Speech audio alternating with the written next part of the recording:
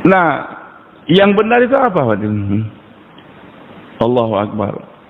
Ketika saya belajar di pesantren dulu di Jawa Timur, guru kami mengatakan sampai sekarang juga masyarakat Amerika, di Eropa, di Australia, masyarakat orang kafir atau non muslim, kalau takut mengatakan kafir, mereka katakan time is money. Time is money. Waktu adalah duit. Kenapa dikatakan waktu adalah penting? Ngomongnya kan begitu kan. Mereka katakan time is money, ini satu akidah. Duit itu harus digunakan, waktu harus digunakan untuk mencari duit. Karena kalau sudah duit terkumpul, nanti segala kebutuhan hidup akan kita dapatkan, terselesaikan. Maka beliau katakan, jangan santri-santriku, jangan ikut-ikutan mereka mengatakan time is money, but time is duty and responsibility. Jadi jangan mengatakan waktu adalah duit, tapi waktu merupakan tugas dan tanggung jawab. Jadi waktu yang Allah berikan kepada kita, Pak, dari pagi sampai petang, petang sampai pagi, adalah untuk tugas dan tanggung jawab. Waktu bukan cuma dilalui, tapi harus diisi. Pasti berlalu, berlalu. Bahkan akan melebur seperti es. Jadi umur manusia ini kata masyarakat itu seperti air es batu. Pasti akan meleleh. Cuma lelehannya di mana? Kalau kita biarkan di jalan terbuang. Kalau masukkan dalam mangkok nanti akan kita minum air segar. Jadi waktu bukan hanya dilalui, pasti berlalu. Cuma harus diisi. Diisi dengan apa? Wal asr, demi masa. Innal insan, setiap manusia lafi khusr. Setiap detik daripada waktu kita pasti akan mengalami kerugian. Siapa yang enggak rugi bukan orang yang banyak harta banyak, tidak. Illal ladzina amanu wa amilus solihati. Pertama, mereka yang mengisi kehidupan dia yang beriman kepada Allah dan beramal soleh. Beriman di hatinya adalah la ilaha illallah. Kemudian dalam gerak tubuh dia dari ujung rambut sampai ujung kaki 24 jam, wa amilus solihat, yaitu beramal soleh, melaksanakan perintah Allah, ikut cara Nabi kita Muhammad sallallahu alaihi wasallam, termasuk salat, puasa, zakat, haji dan sebagainya. Jadi yang pertama sekali, kehidupan harus diisi dengan keyakinan kepada Allah 24 jam. Bagaimana saya yakin saya jangan berinjak daripada Allah Subhanahu wa taala. Dan hadirin Allah, memang kita kadang diuji iman kita, yazid wa yanqus, kadang naik, kadang turun. Itu iman kita. Maka kita ingin bagaimana setiap saat jangan sampai hati kita lepas dari beriman kepada Allah Subhanahu 24 jam. Yakin bahwa setiap yang disebut dengan segala benar kecuali Allah Subhanahu wa taala. Ini yang pertama. Hadirin Allah, para anbiya ajaran mereka yang pertama beriman pada fa'alam annahu la ilaha illallah. Ketahuilah tiada yang disebut dengan sebenarnya kecuali Allah. Nabi Musa alaihissalam di Bukit Tur Sina sana, setelah dia akan menjadi nabi, Allah kata fastami' lima yuha. Wahai Musa, dengarkan pelajaran yang pertama akan diwahyukan pada kamu. Apa pelajaran pertama? Innani anallah la ilaha illa ana. Wahai Musa, ketahuilah sungguh aku Allah, tidak ada yang disembah dengan sebenarnya kecuali aku, kecuali Allah Subhanahu wa taala. Jadi hadirin, la ilaha nafi, illallah isbat. Keluarkan daripada hati kita keyakinan yang tidak benar kepada makhluk, tanamkan yakin semata-mata kepada Allah. Bahwasanya yang mampu berbuat segala-galanya hanyalah Allah Subhanahu wa taala. Bahkan ala kulli syai'in qadir, Allah mampu berkuasa atas segala sesuatu. Apa yang berkuasa atas segala sesuatu, mampu berbuat di luar batas daripada kemampuan fikir manusia. Itu namanya ala kulli syai'in qadir. Di luar jangkauan pikir kita, Allah mampu untuk berbuat. Kaum Ad, bangga dia. Telah kaum Samud, bangga membuat rumah real estate daripada gunung-gunung yang mereka pahat. Menantang Nabi Saleh alaihissalam, wahai Saleh, apa yang bisa kau lakukan? Kami sekarang telah memahami itu gunung-gunung. Janahitun jibal muyuta. Kamu apa? Mampu enggak? Allah keluarkan onta dari itu gunung. Menantang, dan mereka yakin Nabi Saleh tidak bisa berbuat apa-apa. Tapi seorang Nabi hubungannya dengan Allah. Nabi Saleh katakan mampu. Akhirnya Allah belah itu batu, keluar seekor onta, bukan onta biasa, onta yang hamil. Keluar dari itu batu langsung melahirkan. Siapa yang bisa mengeluarkan onta dari batu? Bahkan hamil lagi. Kapan dia dibuai oleh jantannya tersebut? Tanpa ada jantan dalam batu sana, Allah mampu untuk menciptakan onta yang hamil. Ala kulli syai'in qadir. Nabi Musa alaihissalam di Tur Sina sana, Allah katakan izhab ila fir'auna innahu tagha. Wahai Musa, pergi ke rumah Fir'aun. Fir'aun itu orangnya keras kepala. siap berangkat ke rumah Firaun, tapi ingat di bawah gunung ada istri, ada anak, ada kambing banyak. Kalau saya berangkat, siapa yang ngurusi anak saya? Siapa yang ngurusi istri saya? Ya wajar, seorang manusia harus memikirkan bagaimana anaknya, bagaimana juga istrinya tersebut. Tapi perintah Allah berangkat langsung. Terbetik di hati beliau bagaimana? Bukan berarti sengaja membiarkan anak begitu, tapi ada perintah Allah Subhanahu wa taala. Dan kalau sudah bertentangan antara perintah Allah dengan keperluan kita, pasti Allah akan cukupkan keperluan kita tersebut. Allah perintahkan kita untuk menjaga anak kita, melihara anak. Tapi suatu saat sembelih itu anak. Sembelih itu anak. Berarti Allah tahu di balik itu perintah nanti pasti ada kejayaan. Heran Nabi, bagaimana saya berangkat? Istri saya gimana? Allah katakan, wahai Musa, di dalam tafsir Al-Alusi juz 12, wa min dabbatin fil ardi illa 'ala Allahi rizqu mustaqarrah. Wahai Musa, pukul itu batu. Dipukul, belah itu batu. Ternyata masih ada batu lagi. Dan memang tongkat Nabi Musa tongkatnya aneh. Saya pernah baca satu buku tipis saja, satu orang ulama menulis dari Palestina dia. Itu tongkat keajaiban tongkat Nabi Musa sebelum dan sesudah Nabi. Sebelum Nabi kelebihannya apa dan sebelumnya dia lebih apa? Di antaranya tongkat Nabi Musa kalau dipukul ke batu-batu yang belah. Kalau kita punya tongkat pukul batu, tongkat kita yang patah gitu. Entah terbuat dari kayu apa, wallahu a'lam. Pukul itu batu besar, dipukul, belah itu batu. Masih ada batu lagi dalamnya. Pukul wahai Musa, itu batu yang kedua lagi, dipukul lagi, keluar lagi batu lagi dalamnya. Batu berlapis 3. Pukul lagi itu batu, dipukul lagi, terbelah. Dalamnya ada seekor binatang kayak ulat kecil. Dan di mulutnya ada makanan. Hadirin, padahal manusia yang memerlukan oksigen dimasukkan dalam kamar gelap.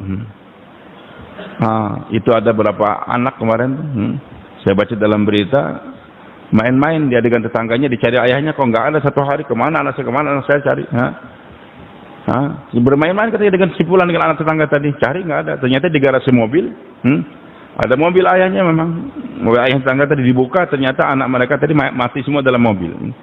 Makanya biasa kalau kita parkir mobil, maaf nih, di garasi kunci itu mobil, jangan terbuka.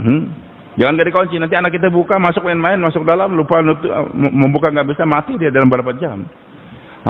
Biasa begitu. Kalau manusia tanpa oksigen kan mati dalam berapa jam saja.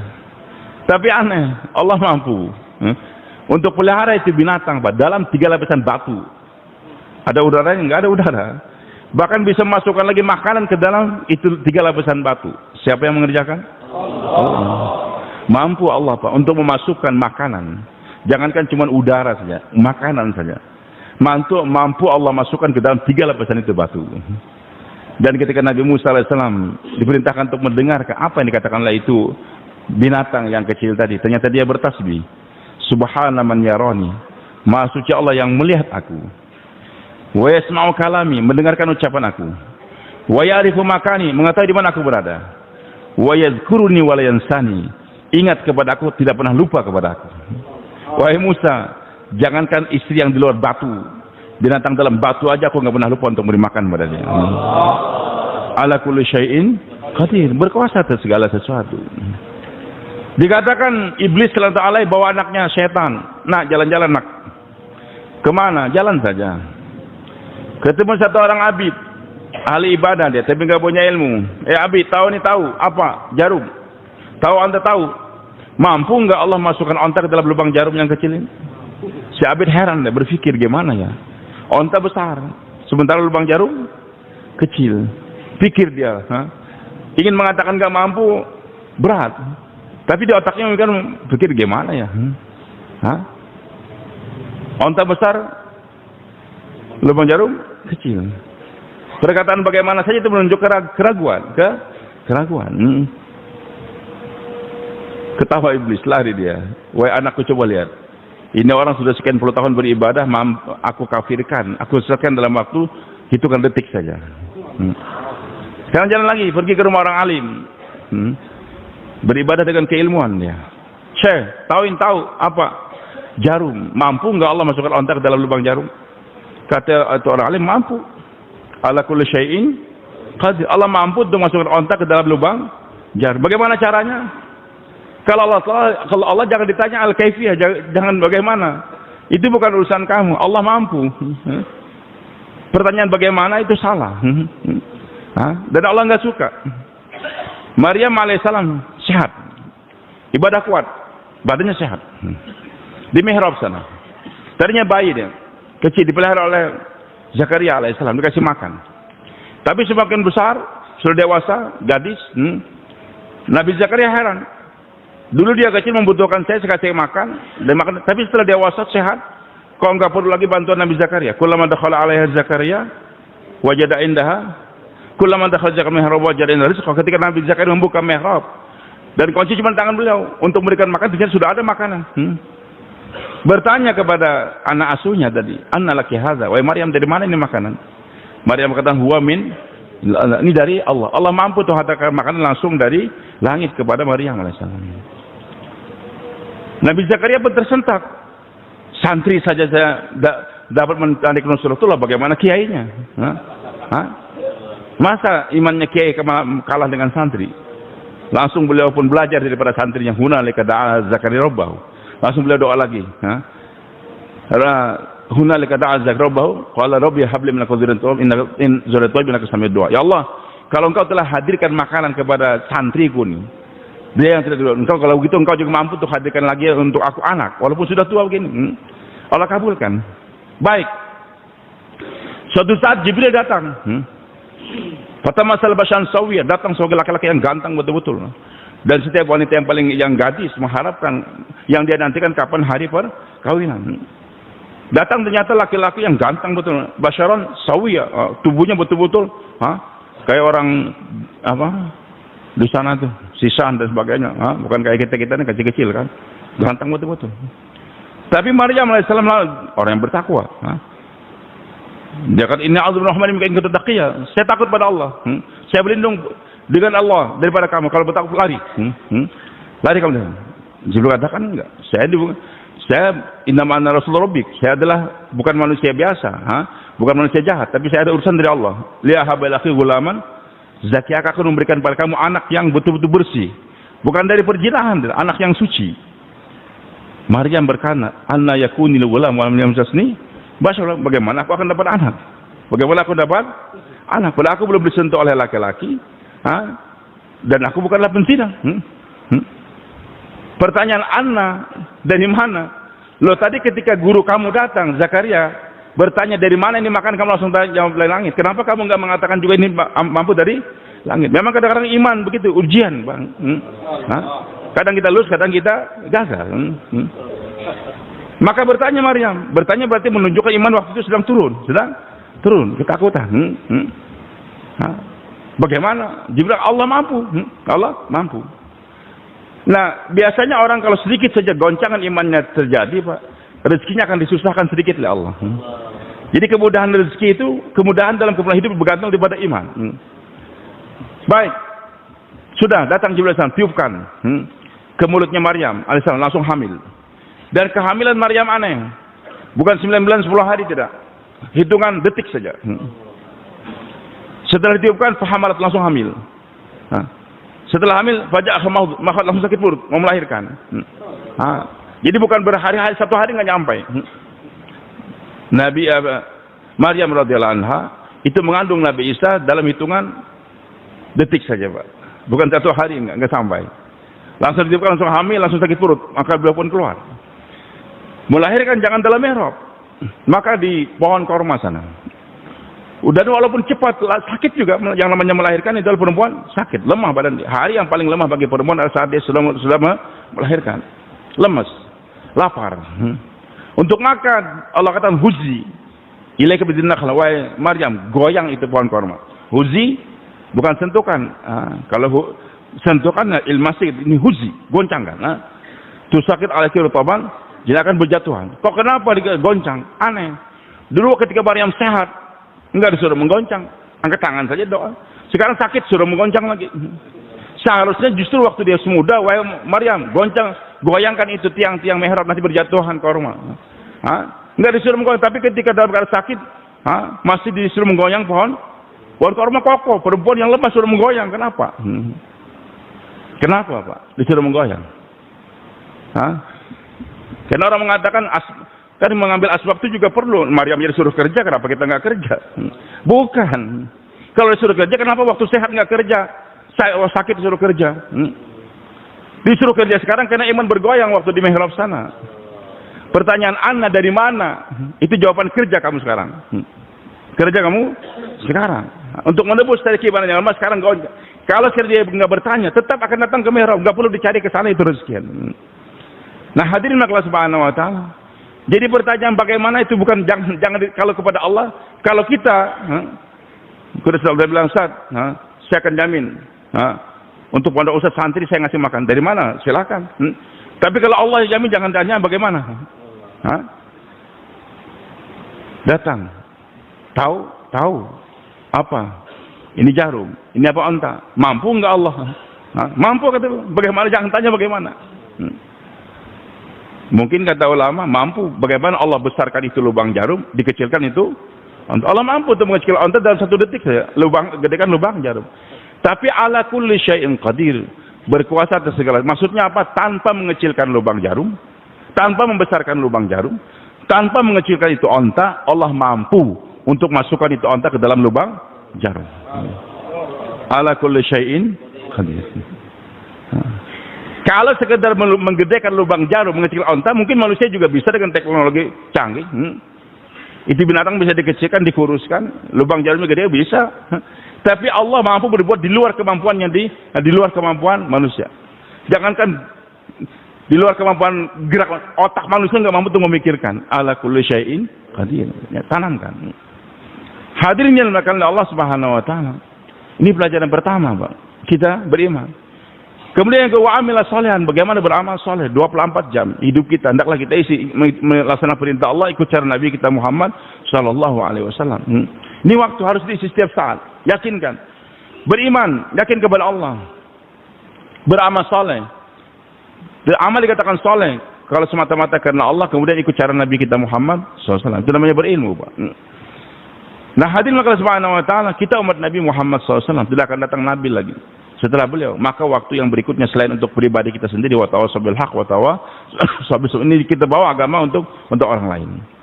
Hadirin Allah, kemarin ulama masyayikh kita telah membayangkan dalam beberapa event-event pertemuan 6 sifat yang kita ulang-ulangi dalam bayan-bayan kita yang kita muzakarahkan. 3 sifat yang pertama hubungan dengan langit. Hubungan dengan langit. Tanamkan la ilaha illallah Muhammad Rasulullah. Keyakinan kepada ikut cara Nabi SAW. Kemudian salat datul khusyuk wal khudu. Kita beriman kepada Allah, yakin pada Allah. Kemudian salat minta kepada Allah, minta kepada Allah. Wasta'inu bisabri wassalah. Beribadah, sembahkan diri kita kepada Allah Subhanahu Wa Taala. Yang kedua. Tapi bagaimana supaya iman saya benar, ibadah saya benar, maka perlu ilmu ma'azikir. Tanpa keilmuan hadirin tidak akan diterima ibadah kita dari Allah. Iman kita juga tidak akan diterima tanpa ilmu. Maka penting, di samping kita mengaku beriman pada Allah, kerjakan itu sholat. Tapi ibadah kita tidak akan diterima tanpa ada keilmuan. Maka kita lagi-lagi belajar dan belajar. Dekati alim ulama. Dan Nabi SAW ingin bagaimana ini umat jangan stagnan. Jangan stagnan. Saya terkesan, Pak, melihat orang Mesir ini, Masya Allah. Karkun-karkun di Mesir. Dan saya pertama kali memang ikut kenal dakwahnya di Mesir. Itu banyak orang Mesir itu, teman-teman saya juga waktu saya pertama ikut dulu, nggak bisa baca Quran dia. Senang belajar dengan kita, padahal saya juga tajwidnya nggak begitu benar juga. Tapi dia semangat belajar. Tapi nanti 3-4 tahun kemudian sudah menjadi hafiz-hafiz Al-Quran. Jadi karkun yang paling banyak hafal Quran di dunia ini orang Mesir, Pak. Kalau anak kecil yang banyak hafal Quran, memang Pakistan, India, nggak bisa dikalahkan. Tapi ahbab yang paling banyak hafal Quran setelah ikut dakwah orang Mesir. Orang Indonesia jarang. Bahkan saya sering elankan kalau ada karkun di Indonesia ya, yang biasa pegawai apa segala macam, setelah ikut dakwah, lantas dia ingat cara hafal Quran dan hafiz Quran, minimal saya kasih 1 kambing insya Allah. Insya Allah saya nggak dusta. Ustaz, alhamdulillah saya ikut dakwah sejak saya SMA dulu, dan saya perguruan tinggi sekarang jadi pegawai sudah hafal Quran dalam waktu 15 tahun. Saya kasih kambing 1. Ada cash, ini malam cash, 2,5 juta. Ada, Pak? Ada nggak? Yang sejak dia ikut dakwah, maaf nih, dia nggak pernah ngapal Quran. Bahkan waktu ikut dakwah, waktu SMA dulu atau SMP dulu, baca Qurannya nggak bisa dia. Tapi setelah ikut dakwah semangat, akhirnya menjadi hafiz Quran. Dalam waktu 10 tahun atau 20 tahun. Ada. Saya kasih kambing insya Allah. Di Mesir banyak, Pak. Di Mesir banyak. Kesemangatan mereka untuk meningkatkan keilmuan itu kuat. Kita enggak, sudah 10 tahun dalam dakwah hafalnya 10 surah terus. Dan kalau bayan, mafhumnya. Itu mafhumnya dulu awal-awal dakwah. Setelah kita 10 tahun jangan mafhumnya, baca. Awal pertama kali saya ke Pakistan memang tahun 86. Sering dengar bayan Bay Wahab. Mafhumnya beliau. Tapi akhir-akhir 90 begitu saya 93, 95, beliau baca ayat Al-Quran. Banyak Syekh Abdul Wahab yang hafal ayat-ayat hadis Nabi, beliau banyak hafal. Banyak yang saya enggak hafal, Syekh Abdul Wahab hafal. Luar biasa. Jadi jangan stagnan kepada mafhumnya terus belajar kita. Dekati alim ulama. Bersedia insyaallah. Nanti ada yang meninggal dunia, ayahnya meninggal, tolong mandikan. Maaf Pak, kami orang tabligh nggak bicara masail. Goblok kamu. Belajar selama 40 hari bagaimana cara mandikan mayit. 40 hari kita kalau Allah mau usahakan adab makan, adab tidur sekali saja. Jangan tiap hari. Jangan tiap hari adab makan, adab tidur tiap hari sehingga pulang suka makan, suka tidur. Cukup sekali saja atau 2 kali maksimal. Nanti hari berikutnya infiradi saja. Ada orang baru, Ustaz Abdul Wahid, tolong ajarkan dia adab makan di pojok sana. Ajarkan adab tidur. Adab apa yang kita pelajari setiap hari? Banyak. Bagaimana ada berwudu, bagaimana ada sholat, bagaimana ada menghormati ulama, bagaimana cara memandikan mayat, bagaimana cara sholat menjalankan mayat. Sehingga kita pulang menjadi orang yang berilmu. Hadirin subhanahu wa ta'ala, tidak akan diterima hubungan dengan lain tanpa ada keilmuan tersebut. Sehingga nanti kartun merasa berhajat kepada ulama, berhajat merasa penting kepada ulama, menghormati ulama. Tapi kalau tidak, nanti merasa lebih hebat daripada ulama. Sehingga dengan bangga dia bayangkan, kalau kita nggak 4 bulan, nggak akan paham agama walaupun dia ulama. Dan ulamanya ada depan, kamu juga nggak paham agama. Ada. Di salah satu markas saya pergi kemarin, Ustadz ada ulama kita tersinggung, dia ada karkun. Tapi ada karkun yang jos juga bayan, dia bukan ulama. Ini kamu saja ulama, kalau nggak 4 bulan nggak akan paham kamu. Cepat 4 bulan, nggak bisa Pak. Ini kayak Uzair menggelepar waktu mendengar itu bayan di Temboro, salah seorang orang lama kita bayan di Temboro. Beliau marah. Maka saya yakin, saudara saya almarhum Kiai Uzair kalau hidup itu Temboro pasti SA Pak. Kalau nggak SA penggal saya punya kepala insyaallah. Sifat yang ketiga ilmu ma'azikir. Bagaimana kita tambahkan keilmuan kita. Dekati alim ulama, menghormati alim ulama. Supaya kita ada kesemangatan juga untuk menambahkan keilmuan tersebut. Nampak hadirin Allah Subhanahu sehingga tahu. Kadang-kadang kalau kita tanpa menambah keilmuan tersebut, orang perlu duit, Pak pinjam duit Pak, berapa? 5 juta. Terus ini kendaraan saya, saya serahkan sebagai jaminan. Maka dia bilang 5 juta. Yang menjaminkan uang 5 juta karkun juga, yang dipinjamin juga karkun juga. Terus karkun jalan, gunakan itu kendaraan ke markas, ke kendaraan siapa? Kendaraan si Fulan. Saya ngasih dia utang dan saya kasih dia ke motor. Padahal menggunakan barang jaminan itu haram dalam Islam. Jaminan nggak boleh kita beli, itu riba berarti. Bahkan kita bonceng lagi karkun yang lain. Dan nggak ada terkesan apa-apa. Padahal dalam hukum Islam, barang jaminan mobil ke rumah nggak boleh kita gunakan. Walaupun diizinkan. Pak ini istri saya Pak, saya izinkan mencium dia. Suami mengizinkan cium. Kenapa kamu cium istri dia? Dia suaminya mengizinkan saya. Izin seorang hamba tidak menghalalkan yang haram, Pak. Yang namanya barang jaminan tidak boleh kita gunakan. Kecuali kita akadkan dengan akad jual beli. Baik, ini kendaraan kamu saya beli 5 juta rupiah. Harganya sekian. Nanti kalau kamu punya kemampuan lagi, punya uang 5 juta kamu beli lagi, saya akan jual. Silahkan. Itu akadnya akad jual beli. Ini kita belajar, Pak. Maka di India, Pakistan, Bangladesh betul guru-guru kita sekarang kita banyak. Setelah mereka ikut dakwah, kesemangatan untuk mempelajari ilmu agama itu semakin kuat. Sehingga ada ulama kerujukannya siapa? Tidak berani untuk menghinakan ulama, menghormati alim ulama. Begitu ya halnya Allah Subhanahu wa taala. Selain yang 3 ini hubungan kita dengan langit, maka yang keempat ikram muslimin. Ini adalah untuk memagari daripada sifat-sifat sudah kita dapatkan tadi.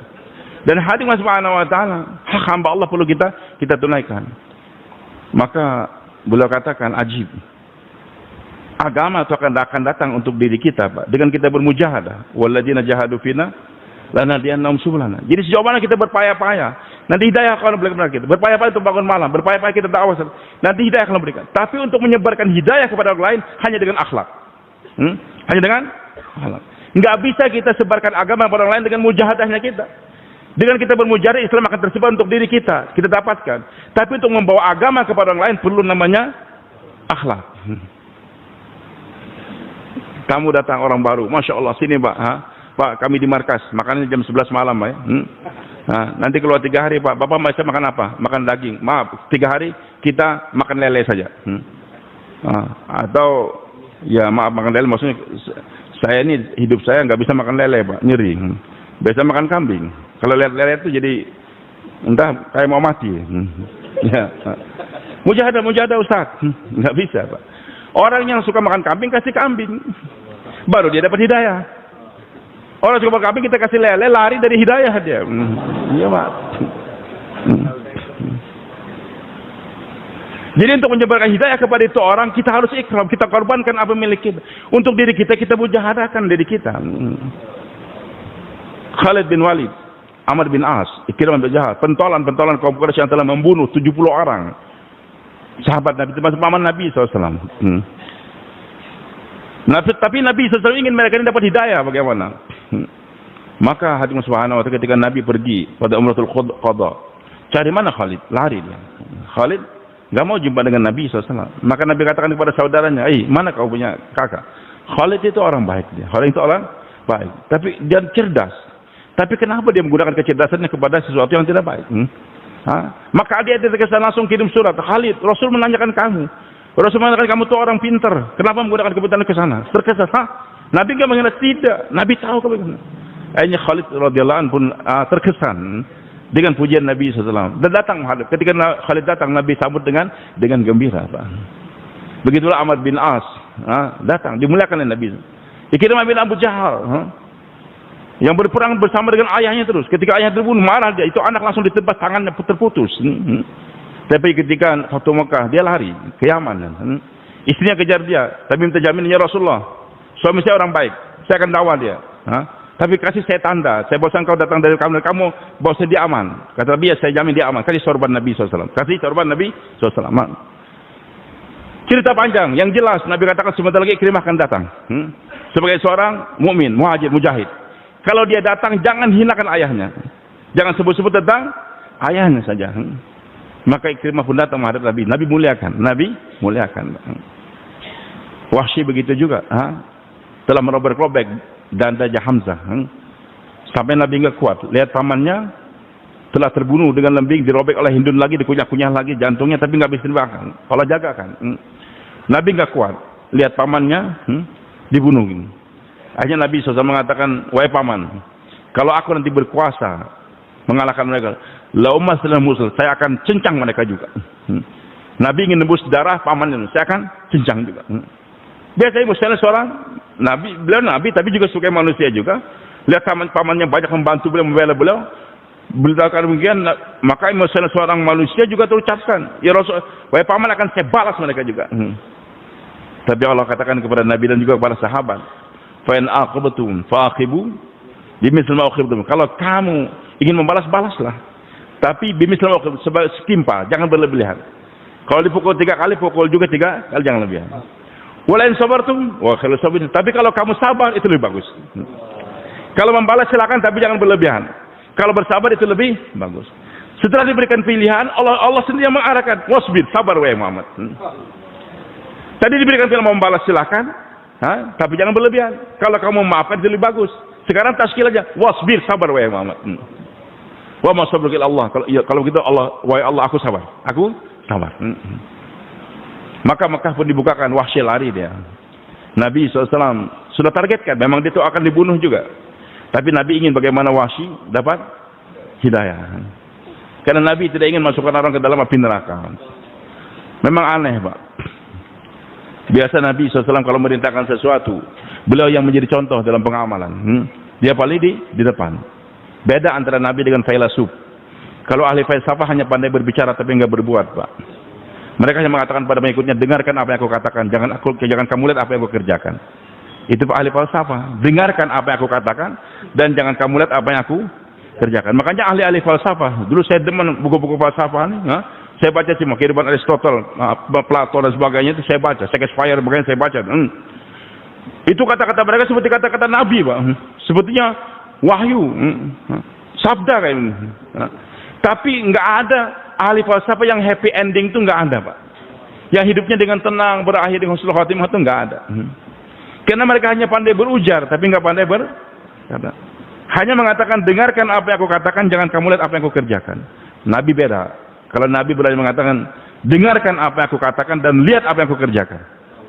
Lihat apa yang aku kerjakan. Sallu kama ra'aitum. Salatlah kalian sebagai kalian melihat aku salat. Jadi Nabi itu salatnya juga dilihat. Bukan sembunyi-sembunyi, tidak. Hadirin yang dimuliakan Allah Subhanahu wa taala. Maka Nabi SAW perintahkan dan dia yang pertama kali mengerjakan.